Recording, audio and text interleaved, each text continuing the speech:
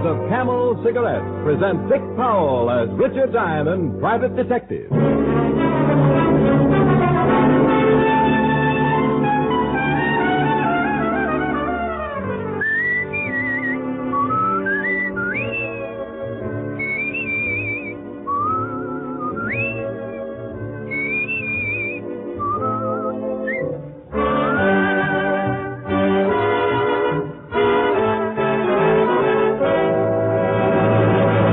How mild can a cigarette be? One puff won't tell you. One sniff won't tell you. It takes day in, day out smoking to find out how mild a cigarette is, how well it agrees with your throat. Make the sensible cigarette test, the thorough test. Smoke only Camels for 30 days and see just how mild a cigarette can be.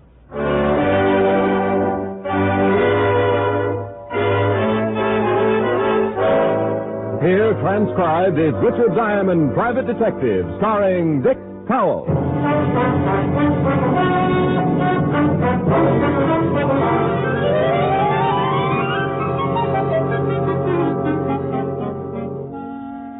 It was about 2 o'clock in the afternoon. It was cold out, and it had been raining. When it got a little warmer, it would probably snow. The whole city was covered with a heavy sheet of ice, and the steam heat in my office gurgled and clouded up the windows. I was feeling pretty good. I was warm. I'd had one client in the past week, and my bank account was on its way to recovery, and a good breakfast in the drugstore downstairs had made me comfortable and drowsy. I put my feet up on the desk, leaned back in my chair, and closed my eyes. Mr. Diamond? I must have been napping and didn't know it. I hadn't heard the door open, but there he stood, framed in the door, resting his weight on the jamb, and looking across the room at me with tired eyes. Mr. Diamond? Yes, what can I do for you? My name is Abel Gunther. I want to hire you. All right, Mr. Gunther, I charge $100 a day in expenses. I don't think I can pay it. I can pay you some, but I don't think I can pay you that much. Well, that's my fee for you or Rockefeller. I got expenses. I see. Well, I'll keep looking. I need help. Perhaps you could recommend someone? You'll pardon me for saying so, but you don't look too well, Mr. Gunther. I'm pretty sick, Mr. Diamond. Maybe you'd better sit down and tell me what your problem is. I can't afford the money. That's all right. Tell me about it anyway. I think I had better sit down. Yes, you better. What's wrong? You got the flu or something? No. I'm afraid it's a little more serious. Would you really like to hear my story? I think I really would. I'm a farmer, Mr. Diamond. My home is Haiti, near Saint-Nazaire. Haiti? Yes, the West Indies. I was born there, raised there. My parents died when I was 13. I have a wife. She's there now, and she's the main reason I have come here seeking help. My wife is dying, Mr. Diamond. I must get help quickly before it is too late. I have a farm. He kept talking, telling me about his life on Haiti. He told me about his farm, a fairly good-sized farm by his description. He told me how in the past 2 years things began to go wrong on his farm. And soon all the farms in the area were also having trouble. The cane fields would burn every year. Then it was the cattle. One by one, they became sick. Then my wife, and now me. And you don't know what's wrong with either of you, huh? Yes and no. My Christian religion fights it, but my life on Haiti has taught me deep respect for it. Respect for what? Voodoo, Mr. Diamond. Oh, I know just what you're thinking. But a doctor in Haiti has examined my wife and can find nothing wrong. Well, I don't particularly believe in anything like that, Mr. Gunther. But if you do, why'd you come to me? I said I had a healthy respect for it. I don't entirely believe it, but some of the things I've seen make it difficult to disbelieve. I came to you because I suspect the possibility of something more. Immediately after my wife was taken ill, I received an offer from my farm, a very low offer from a Saint-Nazaire banker. I investigated, found it had been made in the interest of one Arthur Cotswold. Arthur Cotswold? Haiti's biggest planter. Oh. How about the other farmers? They received offers like mine. Being the oldest farmer, the rest looked to me for guidance. I told them to wait. Then I came here to hire someone to look into the matter. Would you like some water? No, thank you. I'm all right. Anyone else become ill besides you and your wife? Yes. Several others. I have $368 in my ticket home. The money is yours if you will go to Haiti and investigate. Have you been to a doctor here in New York? No. Mr. Diamond here. Directions how to get to my farm. My servant, Little Chiva, is there. No one knows I came. Mr. Gunther. Mr. Gunther.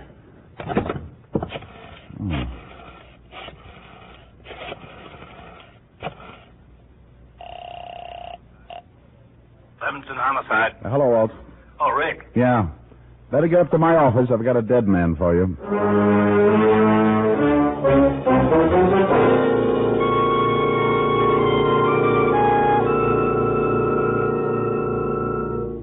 Are you kidding? That's what Gunther told me. Voodoo? Voodoo smoodoo. That's what the man said. Steady, boy. Oh, stop it, Walt. You know I don't believe it. But you're going down to Haiti. Well, somebody's got to tell the wife. The local authorities can do that. Hey, No, what's the matter? the local authorities in Haiti. Why didn't Gunther go to them if he thought there was something phony about the setup? You want an opinion? If you can strain one out. Well, Gunther probably didn't go to the Haiti authorities because he knew they'd think just what you're thinking. Okay, so I'm crazy. Well, Gunther died in my office. He came a long way for help, and the poor guy wanted to give me his last $368. So I'm going to Haiti. I'll send you a zombie.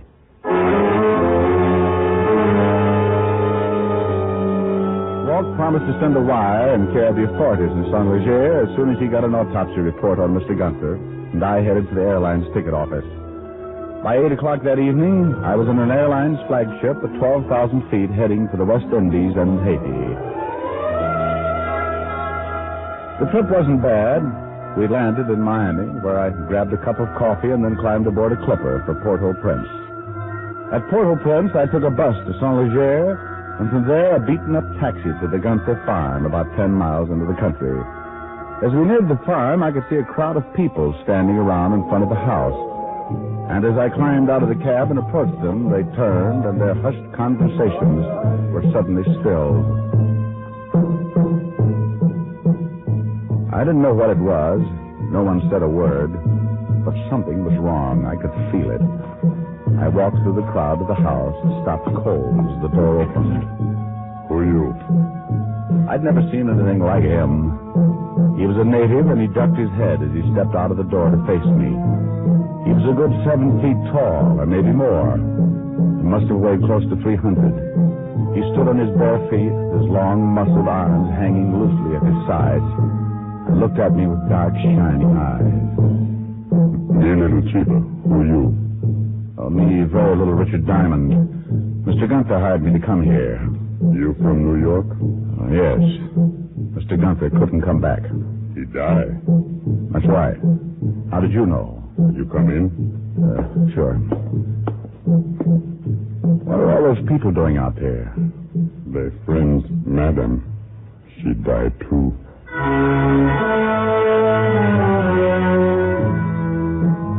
Little Chiva led the way into the bedroom where Mrs. Gunther lay on the bed, covered with a fresh white sheet, her eyes closed in death, her face drawn and tired. Little Chiva told me she had died the day before, about 3 in the afternoon, and a cold chill ran up my back. I remembered her husband lying on the floor of my office about 3 o'clock in the afternoon, the day before. What do you do here? Mr. Gunther wanted me to find out why the cattle are getting sick, why the fields are burning, why he and his wife became ill. Bad voodoo. Well, he thought it might have something to do with a man named Cotswold. He big man. What are those drums? For Madam and Mister. They're voodoo. Good voodoo. Give blessing for spirit. For Madam and Mister. Oh. You see, Little Chiva, Mr. Gunther wanted me to help him. He paid me money to help him and died asking for help. I'm going to try and do what I can.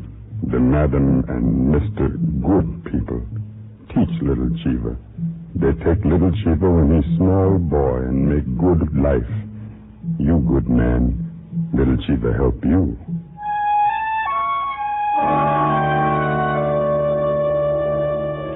Right then, I inherited Little Chiva. And if there was going to be any trouble, the giant servant would certainly help to make up the difference. The first thing I wanted to do was contact the local authorities in Saint-Léger. The little Cheever told me my man was one Inspector Laplanche. A very fine person, Mr. Gunther. I'm sorry he's dead. Well, how'd everybody know he was dead? On Haiti, things of such nature are never a secret. The natives know. Voodoo? Being a stranger to Haiti, Mr. Diamond, I expect you to be a skeptic. But you believe in voodoo? Let us say I've been in Haiti too long not to believe. Gunther thought the whole thing might have something to do with a man named Cotswold. I would suggest you forget Mr. Cotswold. Then I suggest you give me a good reason to forget him.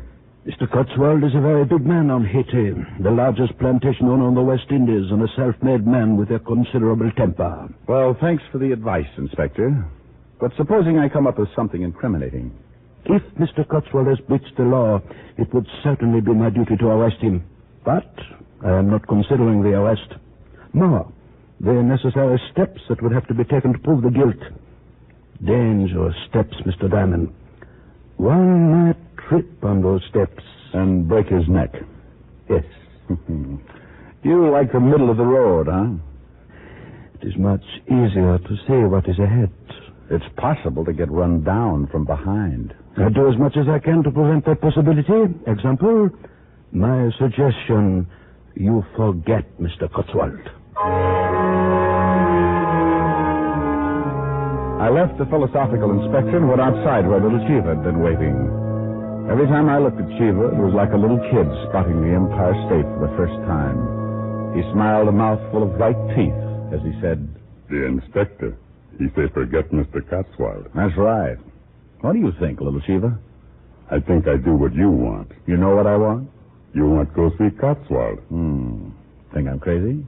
You're not afraid. You're not strong like little Cheever. That little Cheever think of all the men he know, you would fight hardest. I don't like to fight, little Cheever. Little Cheever know that. We go see Cotswold.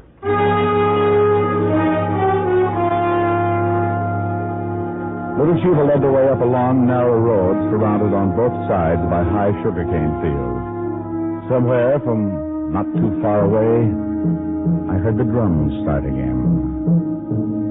Little Cheever stopped, looked off to the north. He began moving his shoulders, slowly, keeping time to the steady rhythm of the drums. He began to sing softly. Oh, hey, say, Papa, you keep a posse. Oh, hey, say, Papa, you keep a posse. What does that mean, little Cheever? It means in your language, it is our Papa who passes. Papa? Papa Damballa, the great source. Voodoo? Yes. Later I must leave you. Today is Wednesday.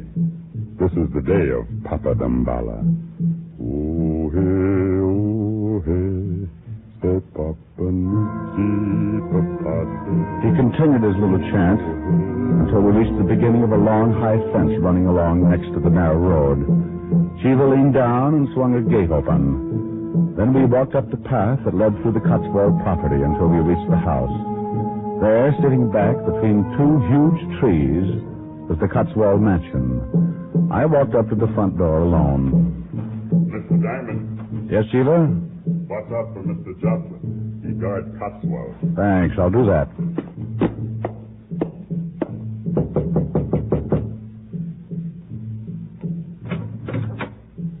What do you want? I want to see Cotswold. You do, eh? What you doing here, little Cheever? I wait for Mister. Found himself a new governor, what? You must be that fellow Diamond. I must be. Well, come in. Mr. Cotswold's been expecting you. He introduced himself as Jocelyn and led the way into a large panel study. And I met the big man himself, Arthur Cotswold. The drums stopped. Today is Wednesday. It belongs to the great god Damballa. So I understand. Most days of the week are significant in voodoo. Will you have a drink, Mr. Diamond? No, thank you. Jocelyn, mix me a gin and tonic. Yes, Mr. Cotswold. Thursday and Saturday belong to Uzile Frida, the goddess of love. I'll have to remember that. I know why you are here, Mr. Diamond. I'm glad you do. For some reason, Gunther and the rest of the miserable farmers think I'm responsible for their trouble. Of course you're not. I simply tried to help them. With their cattle sick and their crops gone, I had my banker make them an offer. Have any of your cattle taken sick? None. Pretty strange. Haiti is a strange land. Now, you're not going to start talking voodoo. You're a stranger, Mr. Diamond. There are many things that you would not understand, and I would certainly not try and convert you. Well, I appreciate your interest, but I intend to find out why Gunther and his wife died. This point I would most certainly give you advice on. Go home, Mr. Diamond. Leave well enough alone. After I come up with an answer. Mr. Diamond, I am not a patient man. I have gone out of my way to give you some healthy advice. Heed it. For your sake, heed it. Well, thanks. I'll let you know what I find out. You persist in this investigation? I always persist. In fact, I'm a persistenist.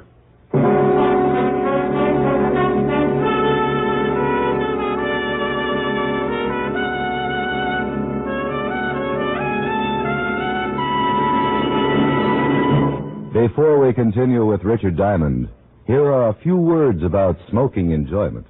The things we look for most in a cigarette are mildness and flavor. You'll find both of these things in Camels, day after day and pack after pack. No other cigarette has Camel's rich, full flavor, the flavor of costly tobaccos properly aged and expertly blended. And no other cigarette gives you this proof of mildness. In a coast-to-coast test of hundreds of people who smoked only Camels for 30 days, noted throat specialists reported not one single case of throat irritation due to smoking Camels. Make your own 30-day Camel test. Not just a puff, not just a sniff, but normal smoking for about a month. You'll enjoy every puff, and you know without question how mild Camels are, how well they agree with your throat. Yes, and you'll see why. More people smoke Camels than any other cigarette. How mild, how mild, how mild can a cigarette be? Make the Camel 30-day test, and you'll see. Smoke Camels and see. And now, back to Richard Diamond, Private Detective, starring Dick Powell.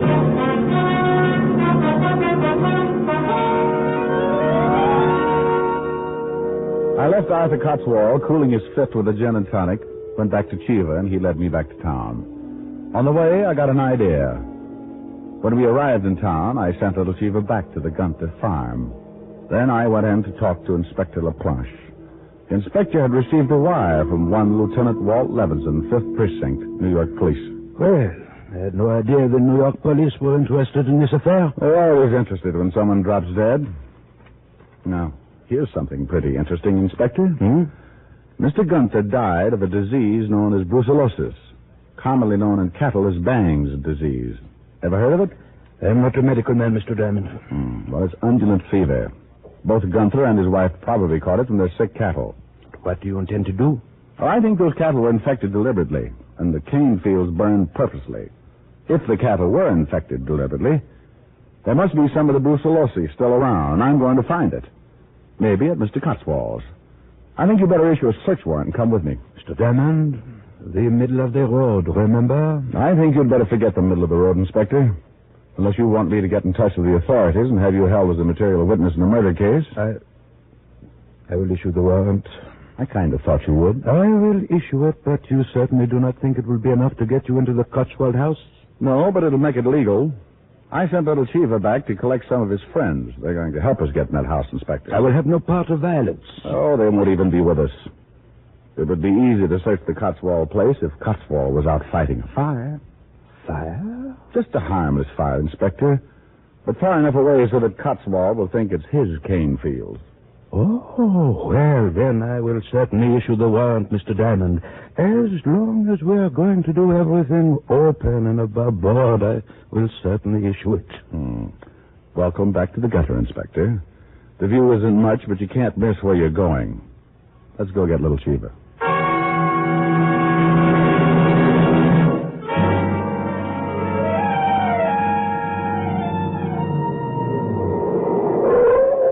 What are all those natives doing at the Gunthers? I don't know. Looks like something's wrong.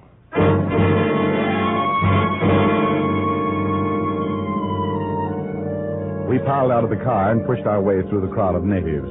Inside the house, we found what was wrong. Lying in the middle of the room was little Chiva. He was almost dead when I knelt beside him. I talked to friends. They light fire for you. Thanks, Chiva. Now, Dambalo Wedo take me. He's been stabbed. They cut him in two. They got him from behind. Never would have faced him. You stay. You see, wait till non tete yamort. See what? It is a ritual. It means taking the spirit from the air of the dead. He wants you to see it. You stay. You believe voodoo. All right, Shiva. I'll stay. Now, who did this to you? Nazi. In back. He's dead.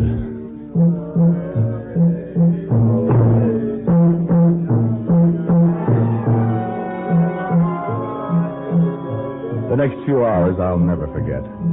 The inspector knew what was coming, and he wanted no part of it, so he waited outside.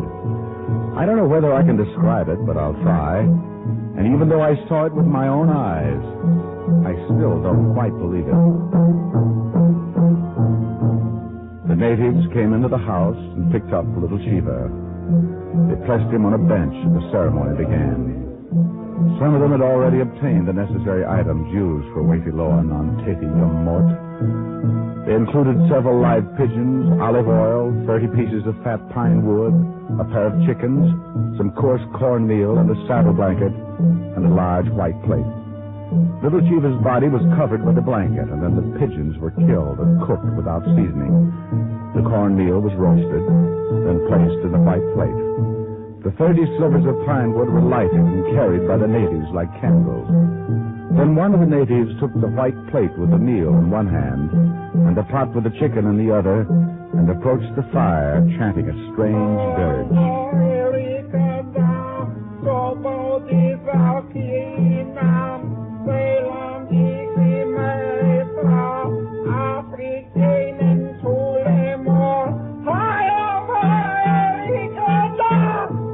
I nearly ran out of the screaming Mimis. As he finished the last line of the chant, the dead body of little Chiva sat straight up with straining eyes, bowed its head, and fell back.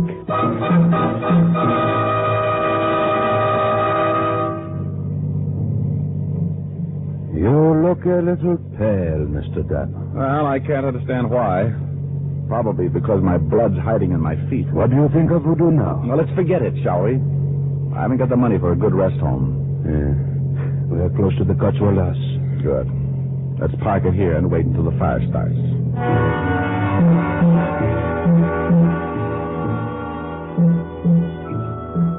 The inspector and I sat in the car and waited while the moon climbed up over the clouds and the drums in the distance tangled my nerves into complete knots. After about an hour of waiting, a dull glow to the south started the expected commotion in the Cotswold household, and we climbed out of the car. Fire, Mr. Cotswold! The cane field! Fire! Get the servants! Get every man out there to fight that fire! It had worked. The inspector and I stayed to the shadows until the last man went running out of the house. Then we went in. We worked as fast as we could. We took the place apart. Then I must say, the timid inspector had really gotten out of the middle of the road. He tore the place apart like he'd spent most of his time on a wrecking crew. I have not found a thing. No, the house is clean. There's a barn. Then let's go. We went out of the house and headed for the barn about 50 yards away. The drums were louder now, and the dull glow of the fire had nearly vanished. It was obvious that the inspector and I had to work fast. He took one end of the barn, and I took the other. We went toward each other. Just about the time I was ready to give the whole thing up. Diamond! Diamond! Inspector, you find something? Yes, hypodermic for cattle. That's not enough. Fish bottle? Hidden under this box. Well, it's more like it. Let's get it back to town and have it analyzed. That won't be necessary, Mr. Diamond. Cotswold. It was Cotswold, and he had three things on his side that made the situation very uncomfortable. His bodyguard, Jocelyn, and two guns. They stepped through the open door and moved up to us. I see you found my secret, Mr. Diamond. This is the stuff you've been infecting the cattle with. And this is what killed the Gunthers. That's correct. You see, you should have really taken my advice and returned to the States. You'll be held for murder, Cotswold. Who will convict me, Mr. Diamond? No evidence, no one to testify. I'm surprised at you, Inspector. I thought you had more sense. Sometimes a man finds his pride and does the best thing. You know, of course, I can't allow either of you to live. No, we had a hunch. Now tell me something. Who killed little Cheever? He was getting to be a nuisance. I had Jocelyn here attend to the matter. What's that? Diamond. Mr. Cotswold, look!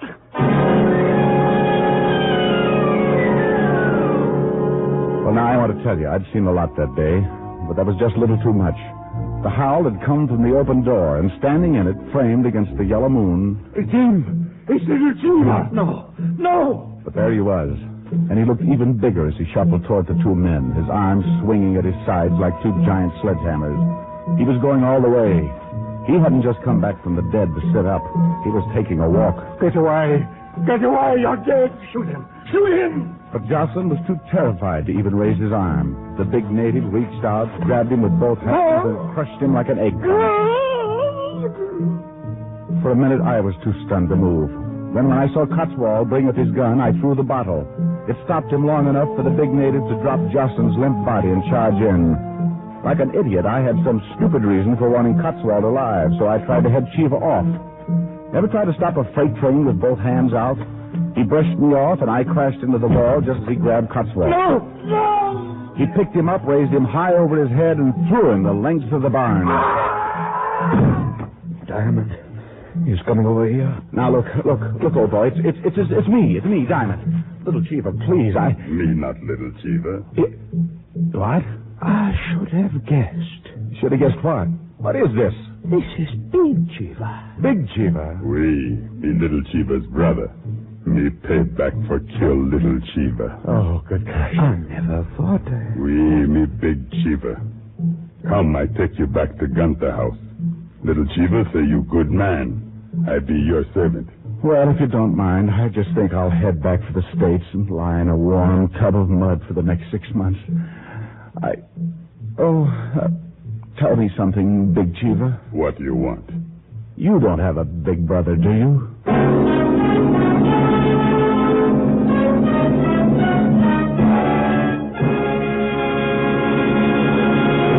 Dick Powell will return in just a minute. More doctors smoke Camels than any other cigarette, according to a repeated nationwide survey. Doctors in every branch of medicine, doctors in all parts of the country, have again been asked what cigarette they smoked. Again, the brand named most was Camel. Yes, according to this survey, more doctors smoke Camels than any other cigarette. Friends, try Camels and discover for yourself the reasons behind Camel's great popularity. You'll enjoy Camel's rich flavor and cool mildness pack after pack and week after week. How mild can a cigarette be? Make the Camel 30-day test, and you'll see. Smoke Camels and see. Here's Dick Powell with a special message. Thank you. Friends, nothing can boost your morale like a gift, especially if you're in a hospital bed. That's why the Camel people send gift cigarettes each week to hospitalized servicemen and veterans in this country and overseas. This week, Camels are on their way to Veterans Hospitals, Rutland Heights, Massachusetts, and Lyons, New Jersey, U.S. Naval Hospital, Quantico, Virginia, and to all hospitals operated by the Far East Command of the U.S. Air Force. Now, until next week, enjoy Camels. I always do.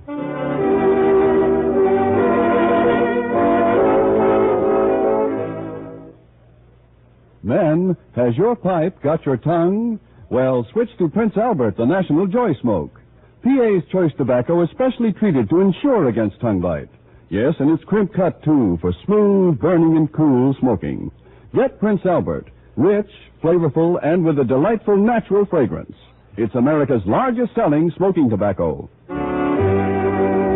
Listen next week for another exciting transcribed adventure of Richard Diamond, starring Dick Powell. This is Your FBI. The official broadcast from the files of the FBI follows immediately. Stay tuned. This program came to you from Hollywood.